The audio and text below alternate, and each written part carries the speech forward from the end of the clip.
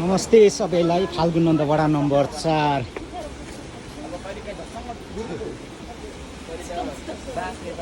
पाङदुमा हामी देवधाममा छिरिरहेको अवस्थाले हेर्न सक्नुहुन्छ है। म पनि भित्र पसिरहेको छु। अब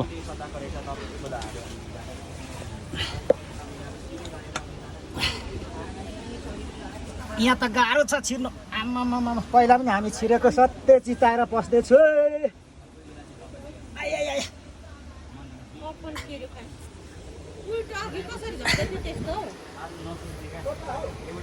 कता हो साथी? म पनि आउँदैछु देवधाममा।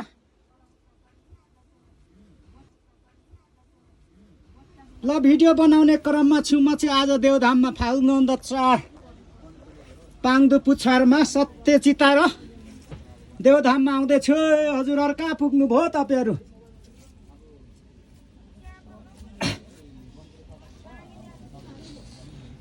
हजुरहरु कहाँ पुग्नुभयो भन्नुहोस् त। त्यता हो बाटो। आम्मामामा सत्य चिताएर हामी चाहिँ देवधाम भित्र है। ल हेर्नुहोस्। ल ल ल हेर्नु होला। तपाईहरु पनि यो देवधाममा आउनुहोस् सत्य चिताएर। कता हो सर? अनि उता हो? कता पछि जानुभयो? ल हेर्नु होला। माथि जाने बाटो, उता जाने बाटो, यता तल जाने बाटो सत्य चिताएर। ल हेर्नु होला। हामी माथिदेखि म चाहिँ छिरेर हामी आएको छौँ। भित्र सफाइ गर्ने क्रममा हाम्रो गुरुले भने बापत हामी चाहिँ भित्र जाँदैछौँ। होइन कहाँ पुग्नुभयो तपाईहरु? तपाईहरु कहाँ पुग्नुभयो? म अलिक छिर्नु जान्दिनँ कि हो। ल हेर्नु सक्नुहुन्छ। यो चाहिँ लोकेसन भन्दा फाल्गुन नन्द 4 पाङदु पुछार हेर्न सक्नुहुन्छ। राकेमुनि है। परापूर्व कालदेखि नि हाम्रो देवधाम भनेर यो चिनिने प्रख्यात एउटा तीर्थस्थल।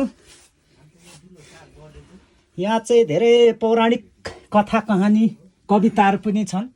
तर यो चाहिँ अलिक अहिले ओझेल परेको कारणले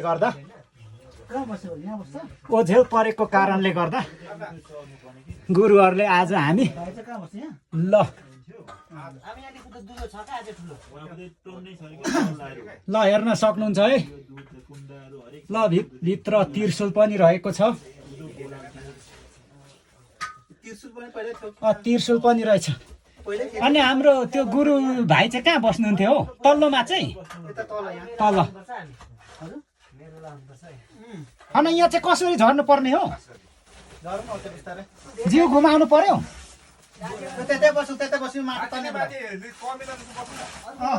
माटो? ल माटो खन्ने क्रममा छौँ है। यहाँ बाटो खन्ने होइन? यहाँ छैन नि मान्छे नै छ। कहाँ यत्रो नलाग्नु न हौ। एकछिन जोइ पक्रिनु त तपाईँ। यहाँ म अलि अप्ठ्यारो भयो कि यो मोबाइलहरूसँग। एकछिन है। टर्च चाहिँ मलाई त्यही दिन फोन बल्छ होला नि।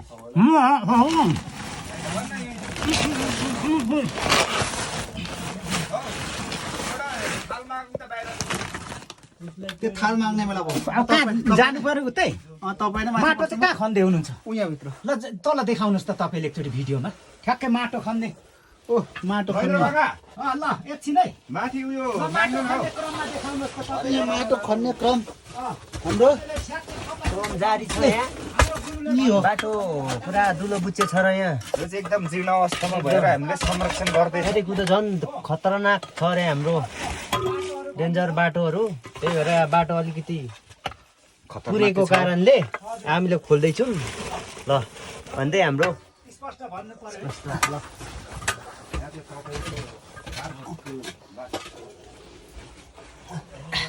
ल हेर्न सक्नुहुन्छ अनौठो किसिमको सुरुङ। तपाईहरु पनि आउनु होला। यो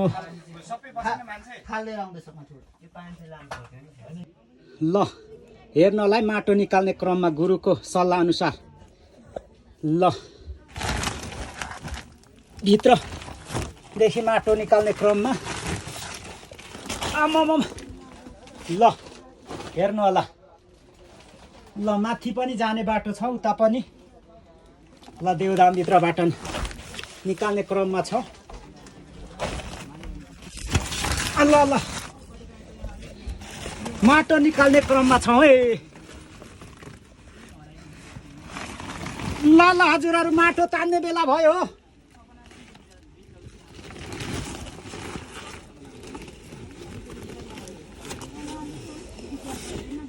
हेलो, यता सुन्ने बेला भयो त। माटो तान्ने बेला भयो नि। हामी माटो निकाल्ने क्रममा छौँ है। यसो सुरुङबाट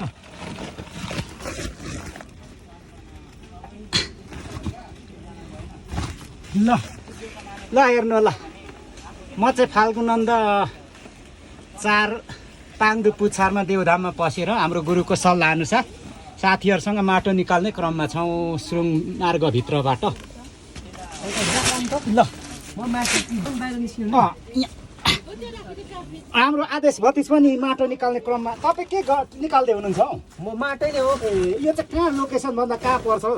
यता निकै मुनि यो त पाङदु पुछार पाङदु मेला 4 होइन? विराट मेला भन्छ। यो पौराणिक कथाहरू पनि लुकेको छ। एकदम डेन्जर रहेछ। फर्स्ट टाइम हो। फर्स्ट टाइम हो तपाईँ? हजुर। ल म पनि निस्किने क्रममा छु है।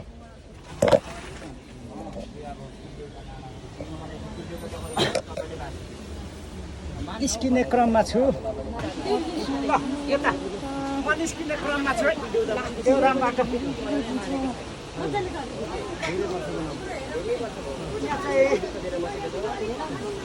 भाग्यमानी चाहिँ अड्किँदैन, अभागी मान्छे चाहिँ अड्किने भन्ने विश्वास छ। म चाहिँ भाग्यले छु जस्तो लाग्यो निस्केर आयो।